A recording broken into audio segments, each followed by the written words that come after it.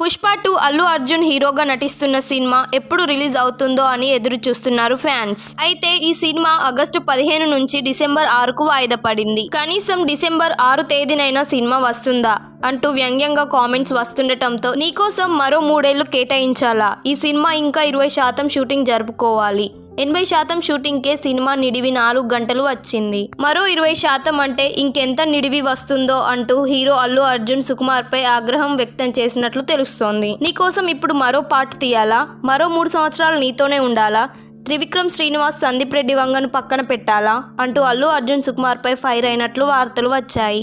గడ్డం తీసేసిన అల్లు అర్జున్ దీంతో దర్శకుడు సుకుమార్ ఎడిటర్తో మాట్లాడి నిడివి తగ్గించమంటూ చెప్పి అమెరికా వెళ్లిపోయిన సంగతి తెలిసిందే. అక్కడి నుంచి తిరిగి వచ్చిన తర్వాత కూడా అతన్ని అల్లు అర్జున్ కలవలేదని వార్తలు వచ్చాయి. సినిమా షూటింగ్ మొత్తం పూర్తి కాకుండానే అలా గడ్డం తీసేస్తే అసలు తిరిగి షూటింగ్ మొదలవుతుందా లేదా అనే